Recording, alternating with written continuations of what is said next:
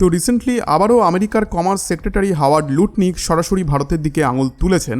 তার অভিযোগ 1.4 বিলিয়ন মানুষের দেশ হয়েও ভারত আমেরিকা থেকে এক দানাও ভুট্টা পর্যন্ত কেনে না। তিনি ক্ষোভ প্রকাশ করে বলেন যে ভারত খুব সহজেই আমেরিকার মার্কেটে নিজের জিনিস বিক্রি করে দেয়, কিন্তু যখন আমেরিকার জিনিসপত্রের পালা আসে তখন দরজা একেবারে বন্ধ করে দেয়। কিন্তু এইবার ভারত চুপ থাকেনি, কারণ ঠিক ওই দিনই প্রধানমন্ত্রী নরেন্দ্র মোদী আসাম থেকে বিশ্বকে একেবারে অন্য ছবি দেখাচ্ছিলেন, এনার্জি সেলফ রিলায়েন্সের ছবি। গোলাঘাটে মোদী দেশের প্রথম বাম্বু বেসড ইথানল প্ল্যান্ট উদ্বোধন করলেন। আর এটা শুধু একটা প্ল্যান্ট নয়, বরং সারা দুনিয়াকে স্পষ্ট বার্তা দেওয়া হলো যে India is no longer dependent on anyone for its energy needs. যে সময় আমেরিকা মরিয়া হয়ে ভারতকে তাদের ভুট্টা কিনতে বাধ্য করার চেষ্টা করেছে, সেই সময় ভারত নিজস্ব বাম্বু থেকে ফুয়েল তৈরি করছে। স্বাভাবিকভাবেই এই দৃশ্য আমেরিকার অস্বস্তি আরও বাড়িয়ে তুলছে। লুটনিকের এই বক্তব্য যে ভারত 1.4 বিলিয়ন মানুষের দেশ হয়েও একটি কণাও ভুট্টা নেয় না, এটি প্রমাণ করে দিচ্ছে যে ওয়াশিংটন এখন বুঝে গেছে তাদের গ্লোবাল হোল্ড ধীরে ধীরে দুর্বল হয়ে যাচ্ছে। চাপ তৈরি করতে ট্রাম্প প্রশাসন ভারতের ওপর 50% পর্যন্ত ট্যারিফ চাপিয়ে দিল। এমনকি রাশিয়া থেকে যে অয়েল আসে সেখানেও 25% এক্সট্রা বার্ডেন বসিয়ে দিল। কিন্তু ভারত স্পষ্ট জানিয়ে দিল তার পথ নির্ধারণ করবে ভারতের জাতীয় স্বার্থ আর বাজারের প্রয়োজন, আমেরিকার চাপ নয়। মোদিজির বক্তব্য সরাসরি আমেরিকার সমালোচনার জবাব ছিল। তিনি স্পষ্ট করে বললেন যে India must achieve energy independence, that is my dream. অর্থাৎ যখন আমেরিকা মরিয়া হয়ে তাদের ভুট্টার জন্য নতুন মার্কেট খুঁজছে, তখন ভারত নিজের মাটির বাম্বু দিয়েই ফুয়েল তৈরি করার ক্ষমতা দেখিয়ে দিচ্ছে। এই স্টেপটি যেমন একদিকে আমেরিকাকে ভেতর থেকে দুর্বল করে তুলেছে, অন্যদিকে ভারতকেও আরও আত্মবিশ্বাসী ও শক্তিশালী করে তুলছে। আসামের এই bamboo based bio ethanol plant কিন্তু কেবল ভারতের নয়, এটা হলো বিশ্বের প্রথম প্রজেক্ট যেখানে সবুজ বাঁশ থেকে ইথানল তৈরি হচ্ছে। এই প্ল্যান্টে প্রতি বছর প্রায় 5 লাখ টন বাঁশ ব্যবহার হবে এবং প্রায় 48,900 টন ইথানল উৎপাদন করা যাবে। শুধু জ্বালানি নয়, এটা সরাসরি কৃষক এবং স্থানীয় মানুষদের জন্য রোজগার ও অর্থনৈতিক ক্ষমতায়নের পথ খুলে দেবে। লুটনিক যখন বলছিলেন India sells everything in our market but blocks us, তখন আসলে সেটা ছিল আমেরিকার হতাশার প্রতিফলন। এমন এক দেশ যে দশক ধরে নিজেকে ওয়ার্ল্ড লার্জেস্ট কনজিউমার বলে প্রচার করেছে, আজ তার সব থেকে বড় অভিযোগ হলো India is not listening anymore. অন্যদিকে ভারত নিজের কৃষকদের জন্য নতুন নতুন সুযোগ তৈরি করছে। এই প্রজেক্ট একাই গ্রামীণ অর্থনীতিতে 200 কোটি টাকার নতুন শক্তি যোগ করবে। তাই ছবিটা একেবারেই পরিষ্কার, আমেরিকা যতই ট্রেড প্রেশার দিক, ভারতকে থামানো যাচ্ছে না। কারণ এখন ভারতের হাতে রয়েছে নিজের অপশনস, ক্লিয়ার স্ট্র্যাটেজিস এবং সবথেকে বড় সেলফ রিলায়েন্স মাইন্ডসেট। আমেরিকা বারবার হুঁশিয়ারি দিচ্ছে do business with us or else face problems, কিন্তু ভারত বাস্তবে দেখাচ্ছে যে তাদের সামনে বিকল্প পথ ইতিমধ্যেই তৈরি। আজ আমেরিকার ভুট্টা ভারতের কাছে প্রায় ইরিলেভেন্ট, কারণ ভারতের হাতে আছে বাম্বু, যা একসাথে দিচ্ছে এনার্জি এবং এমপ্লয়মেন্ট। লুটনিকের মন্তব্য আসলে আমেরিকার হতাশা এবং হাল ছেড়ে দেওয়ার ইঙ্গিত। যে আমেরিকা একসময় অন্য দেশগুলির নীতি নিজের শর্তে ঘোরাতো, আজ সেই আমেরিকাকেই ভারত স্পষ্ট জানিয়ে দিচ্ছে our policies will be shaped by our national interest, not by external pressure. বন্ধুরা, এটাই হলো আসল কারণ যে ভারত আমেরিকার সেই ট্যারিফকে একেবারে আনফেয়ার আর আনরিজনেবল বলে সরাসরি খারিজ করে দিয়েছে। আসামের এই বাম্বু বেসড প্রজেক্ট শুধু এনার্জি ইন্ডিপেন্ডেন্সের প্রশ্ন নয়, এটা আজ ভারতের সেলফ কনফিডেন্সের প্রতীক হয়ে দাঁড়িয়েছে। মোদিজি পরিষ্কার ভাষায় জানিয়ে দিলেন যে India is the world's fastest growing economy. তাই ন্যাচারালি আমাদের এনার্জি ডিম্যান্ডসও দ্রুত বাড়ছে, আর এর সমাধান আমরা অন্য কারোর দিকে তাকিয়ে নয়, নিজেদের মাটির ভেতর থেকেই খুঁজে বের করব। এটাই আসলে আমেরিকার সবথেকে বড় প্রবলেম। কারণ আমেরিকা যত অভিযোগই তুলুক না কেন, ভারতের এই অ্যাপ্রোচ তাদের কানে যেন কাঁটার মতো বিঁধছে। আজ আমেরিকার ভুট্টা ভারতের কাছে প্রায় ইরিলেভেন্ট হয়ে গেছে, কারণ ভারত এখন নিজের ডোমেস্টিক প্রোডাকশন ক্যাপাসিটি বাড়িয়ে আরও শক্তিশালী হয়ে উঠেছে। আসামের এই প্ল্যান্ট শুধু ইথানল তৈরি করবে না, এখানে তৈরি হবে অ্যাসিটিক অ্যাসিড আর ফুড গ্রেড কার্বন ডাই অক্সাইডের মতো বহু গুরুত্বপূর্ণ উপাদানও। এই মাল্টি ডাইমেনশনাল প্রোডাকশন ভারতকে নতুন ইন্ডাস্ট্রিয়াল অপরচুনিটিস এনে দেবে, আর এতে আমেরিকার ভুট্টার ডিম্যান্ড আরও অপ্রাসঙ্গিক হয়ে যাবে। লুটনিকের অভিযোগ আর হুঁশিয়ারি আজ ভারতের স্ট্র্যাটেজিক সাইলেন্সের সামনে একেবারে ভেঙে পড়ছে।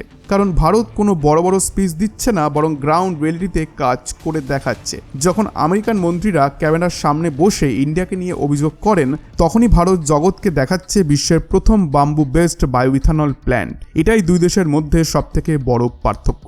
ভারত স্পষ্ট জানিয়ে দিয়েছে যে রাশিয়া থেকে অয়েল কেনা তার সোভারিয়ান রাইটস, আর সেটা ভারতের ন্যাশনাল ইন্টারেস্টের সঙ্গেই জড়িত। আমেরিকা যতই স্যাংশন বসাক, ভারত নিজের সিটিজেন্সের প্রয়োজন আর নিজের প্রায়োরিটির ভিত্তিতে সিদ্ধান্ত নেবে। এটাই আমেরিকার জন্য সবথেকে বড় ধাক্কা, কারণ তারা আশা করছিল ভারত একসময় চাপে নতির স্বীকার করবে, কিন্তু বাস্তবে হলো উল্টো। মোদির এই সিদ্ধান্তে উত্তর পূর্ব ভারতের লাখো কৃষক আর আদিবাসী পরিবার সরাসরি উপকৃত হবে। গ্রামের মানুষের হাতে যখন টাকা পৌঁছাবে তখন সেটা ভারতের ইন্টারনাল ইকোনমিকে নতুন একটি এনার্জি দেবে। তাই এই প্রজেক্ট শুধু একটা ইন্ডাস্ট্রিয়াল প্ল্যান নয়, বরং ভারতের জন্য এক বিশাল সোশ্যাল ট্রান্সফরমেশনের পথও খুলে দিচ্ছে।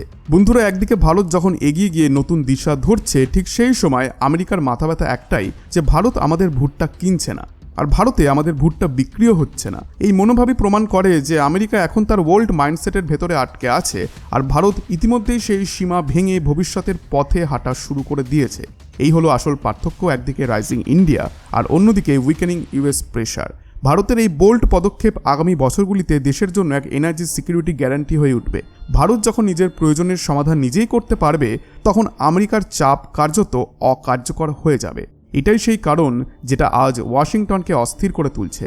তাই তারা প্রতিটি আন্তর্জাতিক মঞ্চে একের পর এক অভিযোগ ছুড়ে দিচ্ছে। কিন্তু ভারত শুধু এনার্জি ইন্ডিপেন্ডেন্সের দিকেই নয়, বরং বিশ্বকে আরও বড় বার্তা দিচ্ছে যে sustainable growth is possible through local resources. আমেরিকার মতো দেশগুলিও এই মডেল এখন দেখতে বাধ্য হবে, আর তখন তাদেরও বুঝতে হবে তাদের কৌশল আসলে কতটা আউটডেটেড। আজ পরিষ্কার যে আমেরিকার ওয়ার্নিং আর ভারতকে ভয় দেখাতে পারছে না, বরং ভারতের প্রতিটি পদক্ষেপ এখন তাদের জন্য আরও ইনসিকিউরিটি বাড়াচ্ছে। আমেরিকার মন্ত্রীরা বারবার একই অভিযোগের ক্যাসেট বাজাচ্ছেন, ভুট্টা, ট্যারিফ, মার্কেট অ্যাক্সেস ইত্যাদি। কিন্তু ভারত এক একটা নতুন প্রজেক্ট লঞ্চ করে নিজের শক্তি বাড়িয়ে তুলছে। এটাই আসল পার্থক্য। ভবিষ্যতের রাস্তাটা নির্ধারণ করবে আমেরিকার ফ্রাস্ট্রেশন ভার্সেস ইন্ডিয়াস কনফিডেন্স।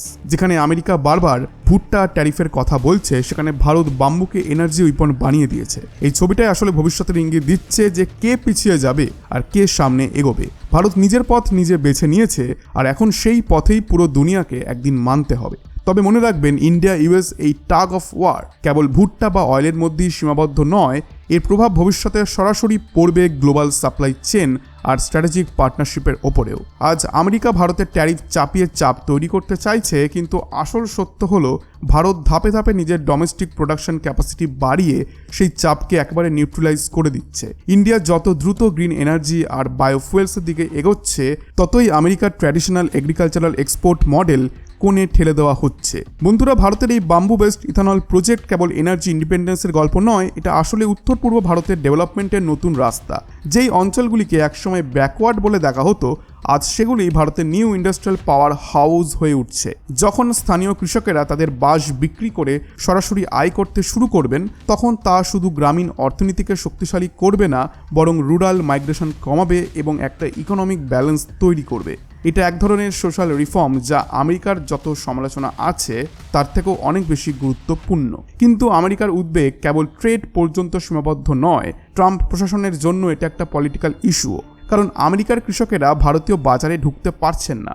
আর মার্কিন রাজনীতিতে ফার্মার্স ভোট ব্যাংক এতটাই গুরুত্বপূর্ণ যে তাদের চাপ সরকারকে বাধ্য করছে ভারত বিরোধী অ্যাগ্রেসিভ স্ট্যান্স নিতে। কিন্তু ভারত এখন আর সেই যুগে নেই যখন ওয়াশিংটনের রাগেই তার নীতি নির্ধারণ হতো।